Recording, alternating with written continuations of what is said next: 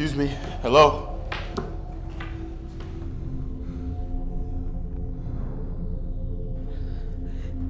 Heaven. What? You heard me. Heaven. Wait. If I'm really in heaven, then that would make you... Who are you? Mary? Indeed. Really? I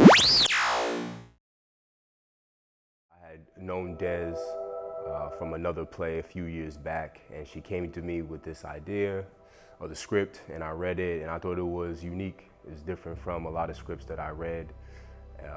There's a poker element to it. I like poker, so I wanted to bring her vision to life.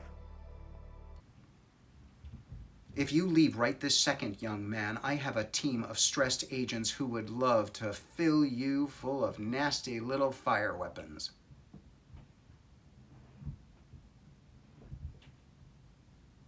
So I will put you down for 20 years. Welcome to the family. Ah, glad to hear it. I just need you to put your signature on the dotted line. What really pulled me in the minute that I just said I'm in is because as I was looking at the script, it has so many places to go, right? There's so many different arcs within the story. There's a variety of different kinds of characters, and the opportunities to fit so many themes, you know, whether it be love and revenge and how we deal with one another. I think it also talks about what we want out of life and what is life. It has a literal heart to it that speaks to a lot of people very quickly. And I think that's one of the strengths that we have going in. I wanted him to feel what I felt. Every time he would bleed the account dry, and not knowing whether we were gonna live or die. That fear.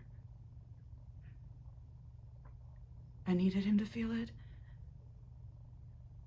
So the biggest reason that I decided to work on this project was tough woman. It's not often that I'm able to play a character who's, I guess, idolized for being a tough woman. Most of the time I'm told to hold back on how tough I am, and I think upon meeting Desiree specifically, when we had our first callback, she said, like, you're the only woman that like would be tough enough to play with these guys. Do you know that he went to the gym 6 days a week? He was a vegetarian, for Christ's sake. He even thought about going vegan, and he tried to get me to do a juice cleanse, and I wouldn't even consider it.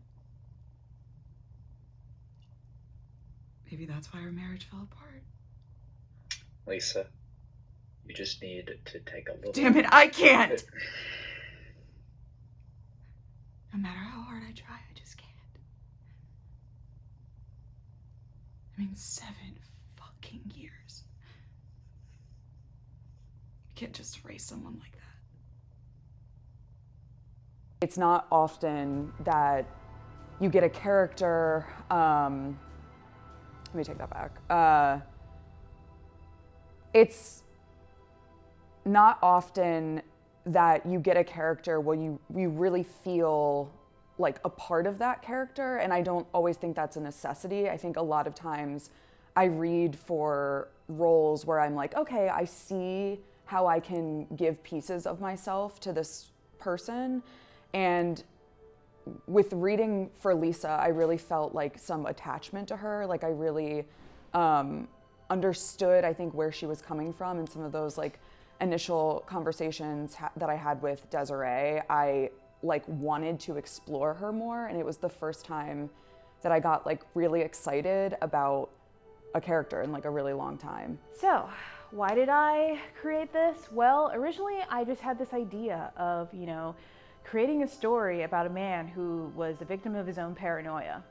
And it wasn't until I started writing that, that's when the story just began to take on a mind of its own, in a sense. Like, it began to develop itself, and all these characters started coming to me, and scenes started coming to me. And so, when I create, sometimes I'll get bits and pieces. So I'll get a scene here, a scene there, a line here, a line there, a situation here. And when I actually start writing, that's when it just begins to develop and grow on its own. And then before you know it, I had something that was no longer that story, but there were like pieces and remnants of it. So then I was like, okay, let me just write. I don't know what I'm going to call it, but I'm just going to keep writing. And then that's when I realized, oh, this is called Bluff, because everyone is bluffing in this, And so that's why I just called it Bluff, because you're going to see each of these characters, they go through life with this facade, this bluff. And they just keep pushing the envelope. How far can I go with this bluff? Until eventually they have to either give up the bluff or just keep going. And so you'll see different characters make that decision about how long are they going to bluff? How much are they going to do? And then some characters are like, I'm done bluffing and I'm going to be truthful now. So, and that's essentially like how real life is, and to an extent, everyone is going through life having to put on a facade or a bluff, and it's like, how far are you willing to go? I think that's the main question that you'll see with these characters. And so, yeah, if you know what that's like, or if you have to do that, which I bet you do, then perhaps you'll be willing to donate so you can see more of the Bluff.